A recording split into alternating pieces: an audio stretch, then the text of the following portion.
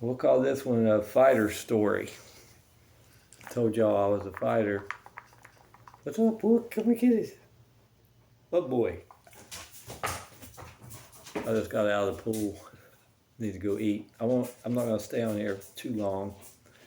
Um, Let me disappear for a second because it takes too long to load. So I'll kind of give you a quick rundown. Just got back from my canine walk. My old dog I've had 11 years.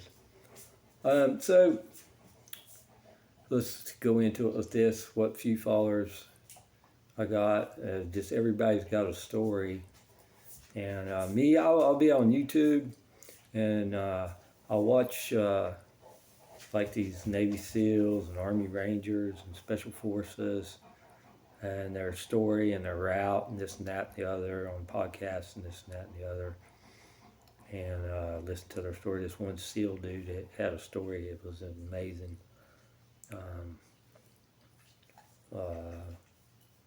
Just his route in his life. And we're here, and I'm kind of old, so I'll pass it. I've never told this before, but I'm going to tell now. I told you I was a fighter and a boxer. If you've seen any of the things, and just we didn't have a swimming pool at RY at the beginning. We had a boxing gym in the basement. So, at any rate, how to go about it? Fighter. Well, before the Army, and I played a bunch of sports when I was a kid. I'm just sharing, talk too much. I was the kid that cried to go outside. My mom would say, "You can't go out until the grass is dry because we don't want you tracking it in the house." But I was walking and crawling, wide open. I've been wide open my whole life. I still am. And so I played in sports, baseball. My dad ended up being a coach. Basketball and this, and I've had some injuries, ankle injuries, this and that and the other, that kind of screws stuff up and this and that and the other. But just, so actually I was enrolled in my senior year. I was boxing and all this kind of stuff. Teenager, like I said, I lost contact with that, with the team. And it kind of dies. Stuff kind of dies without that contact and that training. It's just not the same. But at any rate, I was going to go to college. I always kind of had good grades in school. I did. I didn't apply myself like I should have because I thought it was easy. And I'm not a lazy person. I don't know, maybe I was bored. I don't know. I said, well, I'll just really apply myself when I get in college. But, so I was on honor roll kind of dude or whatever, and had some math and this and that and the other, and so I'm drawing out too long. But so I'd go to the gym, and where I was going with that was to this. Like my senior year, I think I needed English or something to graduate. Was it? So I took study hall and weightlifting, bunch of bull. I had to wait till like third or fourth period or so to get to that, and then I had auto mechanics. So I wanted college prep and I wanted to cover both ways, so I'd go to that. But and I had a buddy that ended up he was a year older than me, and he went to Grenada. He was joining the Marines. I'm joining the Marines, and he was a machine gunner in the Marine Corps. I think he was in Grenada. Me and him used to go to the gym all the time, constantly power lift, and he was a little Italian dude, and he was strong as could be. At any rate, so like I said, here this is a fighter story, and it's not about fighting Steve McCoy or being this greatest thing, but this was before the Army Rangers. I've never told this before, so I'm going to tell it live here on YouTube or on this video because they don't let me live yet. But so my senior year, I started getting these really bad headaches. And I'd, say, hey, can I go to the bathroom in school? And I'd go in there and just lay in the bathroom You know, I didn't even care. The headache was that bad, and I was really strong, a lot bigger than I am now. Uh, but like 185 or so, 2% body fat. I run. I played basketball and lifted weights. I wanted to be both of all that kind of stuff. And I actually wanted to play college ball, to be honest. Try to walk on at a university. So then I started getting these night sweats bad, and I couldn't breathe. And I jacked my pillows up in the bed to breathe. You know, so they took me to the doctor and said, "You're probably lifting too much and straining too much," you know, one of them kind of things, and did a head x-ray, and everything was okay. And it's like, you know, just lay off the weights a while, quit powerlifting, and, you know, heal up or whatever. And then me and my dad was building a deck in the summer. School, I made it, graduated, you know, got through the school. I was sick and didn't know it. So you got the world in the palm of your hands at that age, you think, and you're super fit, and you know you're on the right track with life. And we were building this thing, and I was really strong, young, and I was holding up this 2x, might have been a 2x12 floor joist, you know, something you hang all the other floor joists on. And I was standing on a step ladder, and I dropped it. And I got mad, and I started cussing and all this and all that. And so my stepdad said, "I'm taking you to the doctor. You're going to the doctor. So you're out in the country, you know, that kind of thing." So they took me to the doctor, and as soon as you get up there, they're saying, "Oh, you got to send him immediately to Cleveland Clinic now. You got to go now." And so they took me up there, and did a biopsy and all this. And what had happened was, this was kind of experimental this was back in like 83. Did a biopsy, and they said, had stage 2 Hodgkin's lymphoma cancer. And I had to have the surgery, you know. So the thing is, skipped the lymph glands and went into a huge tumor.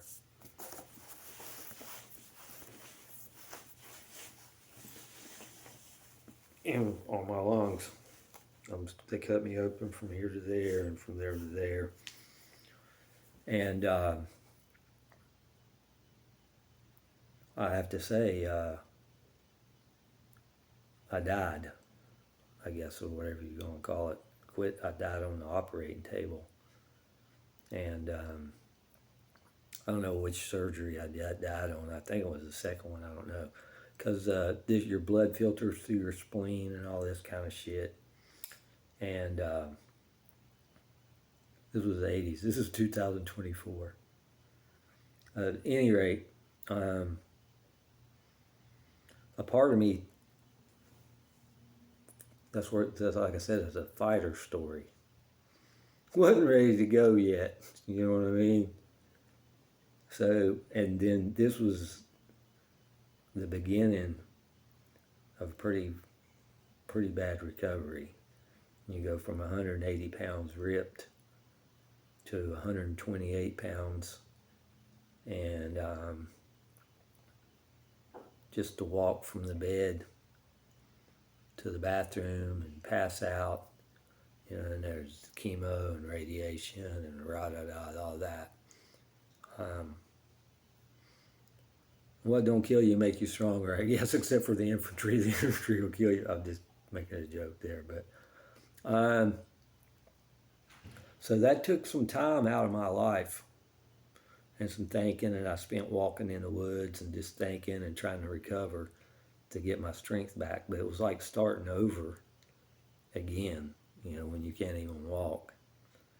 And like when you took this, like I said, it took a while to get over that battle. That was the hardest. Was the hardest battle of my life. Um, so I didn't end up going to college, but I steered into the Army, and I wanted to be a Ranger. I wanted the hardest thing that to prove to myself, kind of thing. Not to mention the whole family's military and I had that military calling as well. But yeah, I just thought I'd throw that out there.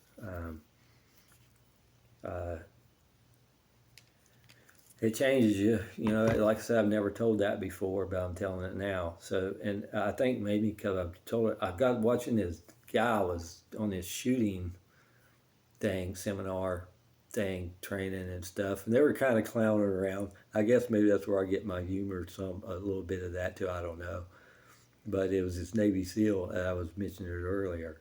So I started watching him, and he's with this other guy that looked like a civilian, but I think he was a cop.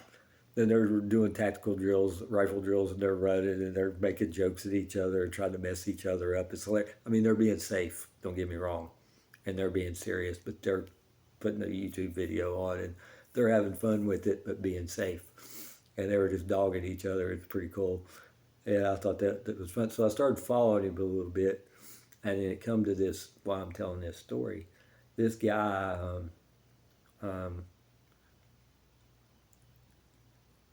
was wanting to be a Navy SEAL, and he went through all this training, and then finally in his medical, I was the guy, like when we called for RIP, I get bonus points, I guess.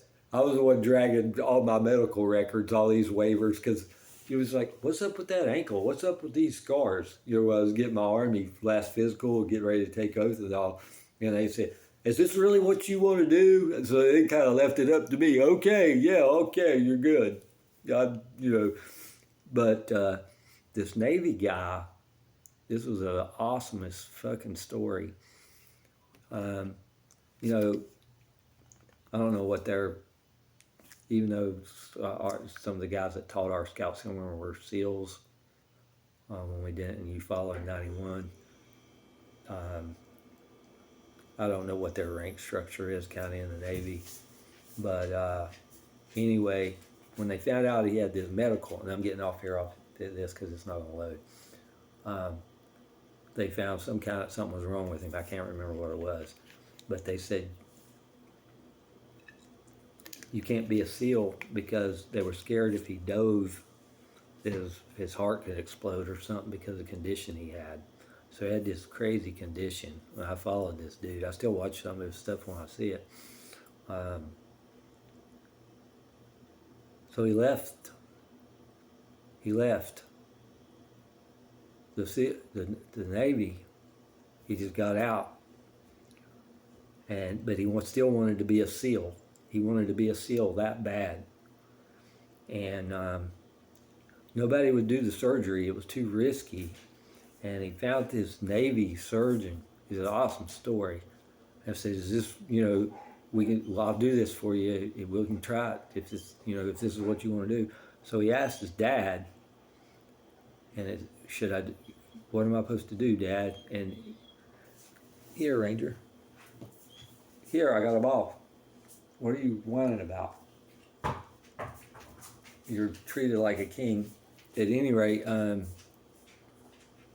the surgeon did his surgery, and it was successful. And he went back, and he turned into a Navy SEAL. He did it. His dad told him, he said, "I don't know what to tell you, son, but if you're going to be a Navy SEAL, this is what you're going to have to do. I don't want to tell you one way or the other. You're just going to have to make up your mind. Either way, I'm behind you." One of them kind of stories. And he did it. At any rate, that's the end of my story for a fighter. We all got different walks of life. Maybe God just steers things in different directions. I'm not going to turn this into a religious post, but I believe in Jesus Christ. But and what his will is what his will. But as a person, sometimes, like I said, what makes this dude click, you know, and that could give me some strength somehow, um, in a sense, because you'll see people that make it that you thought would never would, and then you see some people that you thought would make it and they don't. And then I have to say there is a little bit of luck in there, um, just a little bit, because of what can happen to you doing airborne operations and just other things, you know. But here again, you see these combat veterans that they're back in the fight. They've sustained heavy injuries, guys with one leg, one foot in their story, and they're still wanting to go back. It's what's making them tick, you know, that kind of thing. Anyway, that's it. As a fighter, that was the biggest fight of my life.